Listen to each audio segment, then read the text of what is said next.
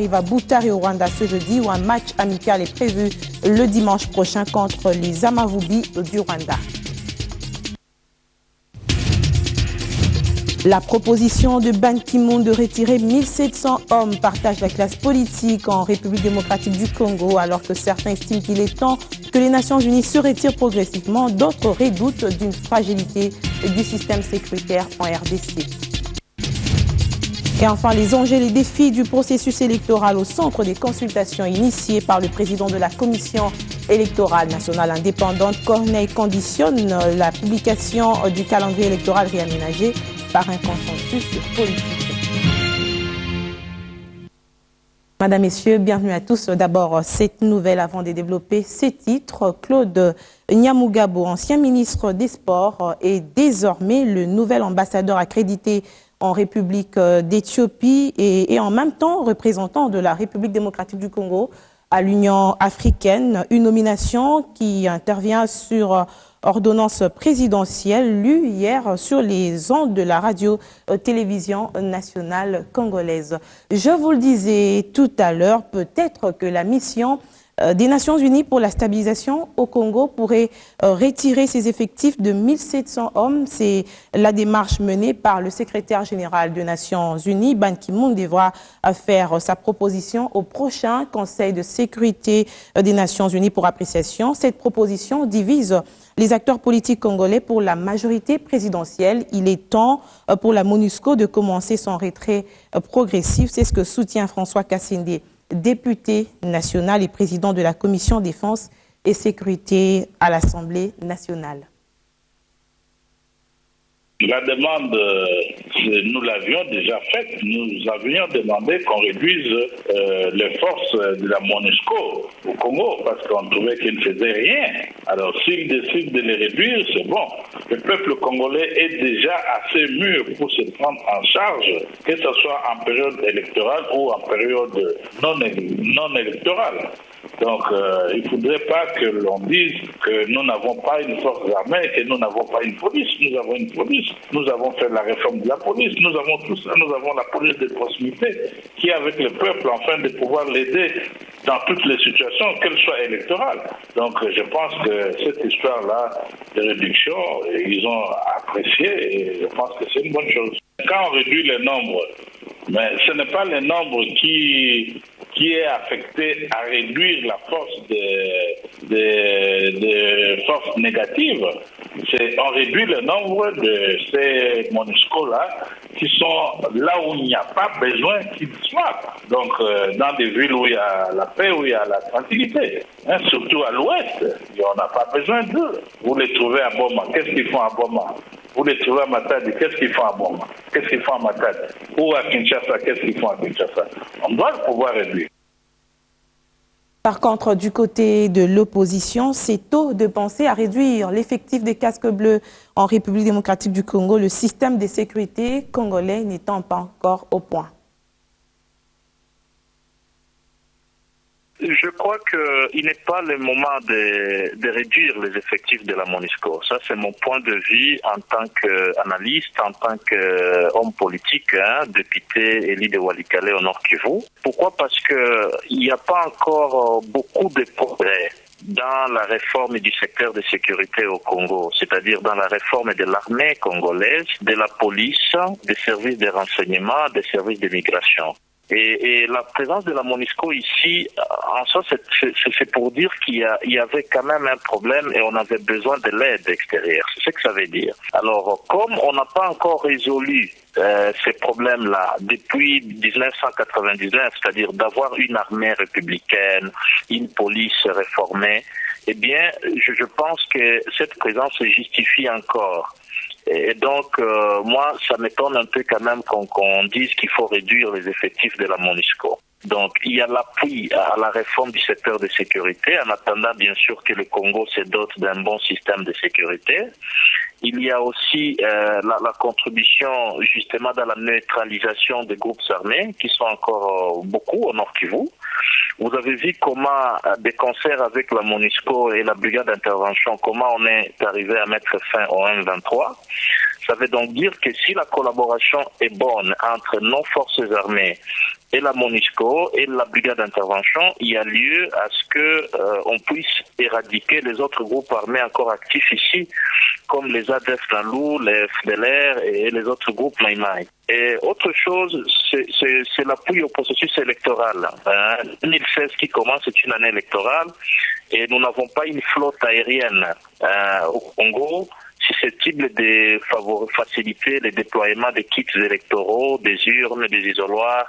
Les routes ne sont pas bien, on n'a pas un bon réseau routier aussi. Eh bien, on a besoin de cette aide de la MONUSCO. Juvenal Mounoubo est également membre de la Commission des défenses et sécurité à l'Assemblée nationale. Il répondait aux questions d'Alain Mboma. Je vous le disais à l'ouverture de cette édition, poursuite des consultations pour un processus électoral apaisé, libre et transparent. Le président de la Commission électorale nationale indépendante a été reçu cette fois-ci par les responsables de l'église kimbanguiste et les églises de réveil. Au menu des échanges, trouver un consensus pour pousser la communauté nationale à œuvrer en faveur de la paix sur toute l'étendue de la République démocratique du Congo.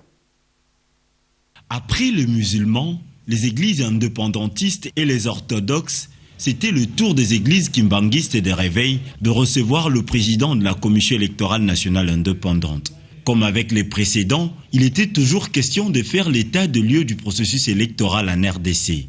Un processus avec plusieurs défis qui exigent le consensus de la part des acteurs. Une occasion pour Corneille Nangaa d'interpeller les membres de la commission d'intégrité de médiation électorale à user de leur influence pour amener la communauté nationale à œuvrer en faveur d'un consensus électoral. Nous pensons qu'il est nécessaire qu'on obtienne un consensus de tous les acteurs pour permettre à la CENI d'avancer sur l'agencement des différents scrutins. Nous avons des options, des hypothèses. Nous avons des considérations techniques que nous exposerons, les cas échéants, à tout le monde pour arracher ces consensus attendus.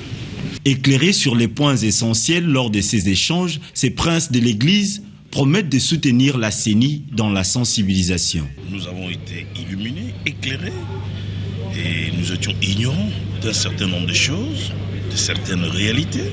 Aujourd'hui, nous pouvons aussi être des messagers à la base, à l'ensemble de nos fidèles, pour éclairer l'opinion sur un certain nombre de choses.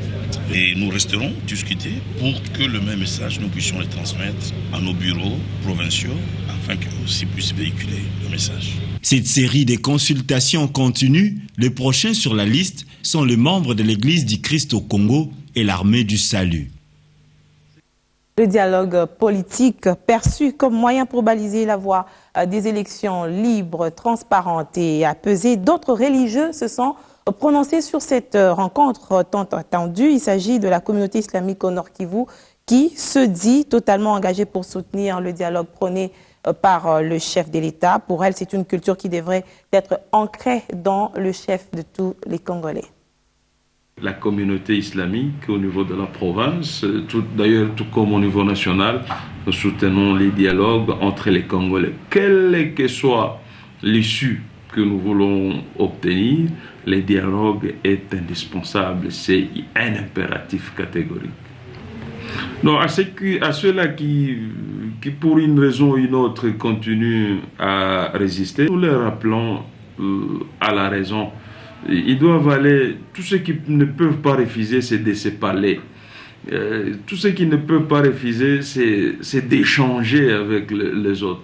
Donc l'échange entre les Congolais, entre le pouvoir et l'opposition, entre les forces vives de la nation, comme je le disais tantôt, c'est un impératif catégorique. Je demande à nos frères qui sont encore hésitants de pouvoir emprunter le même chemin pour qu'effectivement, après les dialogues, les horizons puissent s'éclaircir davantage et que les Congos puissent consolider la paix qui est déjà là, que cette paix soit consolidée. Je pense d'ailleurs que le dialogue devait être un mode de gouvernance. C'est-à-dire, à chaque occasion, on ne devait pas éviter de se parler entre les Congolais, entre les gouvernants et gouvernés. Nous soutenons tout le monde qui a l'idée de dialoguer. On reste dans la partie est de la République démocratique du Congo pour parler de l'initiation des jeunes Congolais à l'agriculture. La présidente de l'Union panafricaine de la jeunesse, Francine Muyumba, vient de doter les jeunes de Rutshuru d'un terrain de 200 hectares pour leur permettre de réaliser des activités champêtres. Une acquisition qui s'inscrit dans le cadre de sa tournée dans la partie est de la RDC. Après Bénié Boutembo, la présidente de l'Union panafricaine de la jeunesse, accompagnée de jeunes leaders des différentes structures de jeunes du Nord et Sud Kivu, s'est rendue à Rutshuru. Francine Muyumba a été accueillie par le Mois Mindeze, à côté de jeunes et de la population. S'en est suivi des échanges avec l'autorité coutumière, de jeunes et de femmes de la société civile. La présidente de l'UPJ a visité le nouveau stade Mois Mindeze 2 avant les échanges avec l'administrateur du territoire.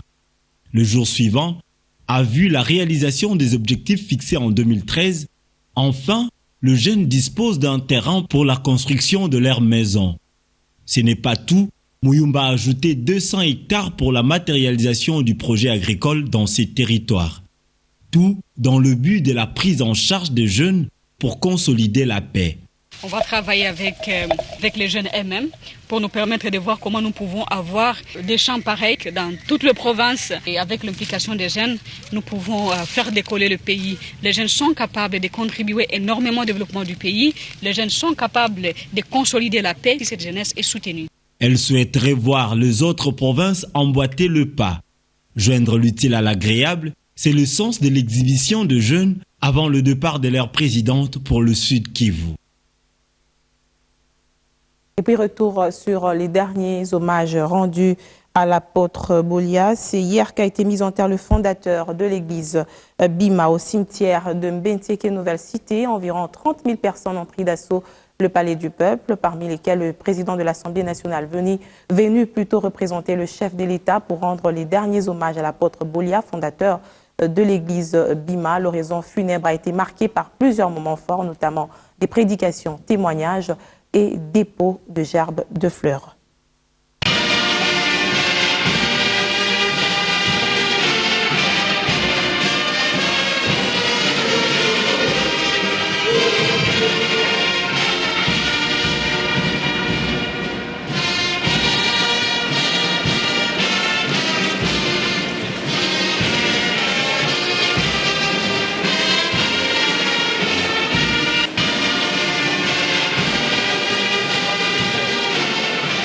soki tokolanda nkolo kino suka yesu akosepela biso mingi donc nasengi mingi na kati na libota mobimba biso totikali tolanda exemple na ye ndenge akufi na kati na nkolo biso mpe toumela na kati na nkolo na mokolo yango mpe biso mpe tokufa mpe na kati na nkolo po ete tokende kozwa bomoi na seko na mboka na nzambe na lola esika mokonzi ya biso yesu azali toto apesi biso molimo santu ayaki na problème na moto te papa donc ndenge aza apasi na motema papa lokola komisi mokano na nzambe nzambe akumbama kaka po asali 40e anniversaire ekoki donc mokano na nzambe ekokisami. La disparition de l'apôtre prophète Bolia ne signifie pas celle aussi de l'Église, mais que cette disparition raffermisse davantage les relations des enfants de Dieu. Je crois que le long cheminement de la réconciliation va se poursuivre dans l'intérêt bien compris de tout le monde.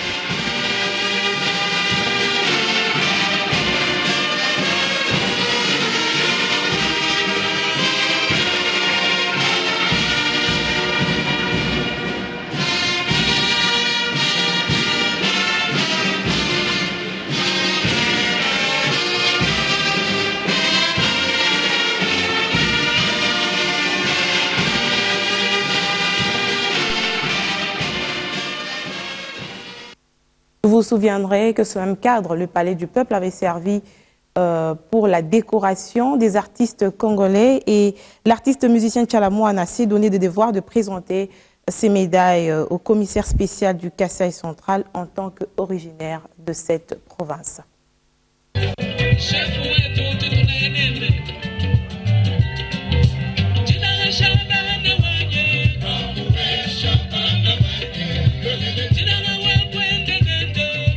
des productions populaires au terrain de football de l'hôtel de ville de Kananga sur sponsoring du commissaire spécial Alex Kandemou Pompa. La Mamou nationale, l'artiste musicienne Tchalamona vient au cabinet du commissaire pour lui présenter ses 3 médailles, en or, en argent et en bronze, lui décelées par la République, façon de l'encourager pour avoir promu la musique kassaïenne sans métissage. L'artiste musicienne Tchalamona a profité de cet entretien avec l'autorité provinciale pour lui dire merci, celui-là qui lui a donné l'occasion de communier avec ses frères et sœurs du Kasaï central pendant les festivités de fin d'année. Merci à notre gouverneur de m'avoir reçu et merci surtout de m'avoir invité ici à Kananga. On voit aujourd'hui il y a du courant, il y a de l'eau, les routes sont vraiment réparées. J'ai vu tous les grands travaux qu'il est en train d'entamer. Vraiment, en tout cas, Kananga veut Chimfumwende. Il faut noter que Tchalamona a fait une deuxième production le 4 janvier dernier au même terrain de l'hôtel de ville, en vue de permettre aux retardateurs et absents du réveillon de vivre la même ambiance. Comme au premier concert, la patronne de la dynastie Moutouachi a interprété plusieurs de ses chansons pour régaler le public.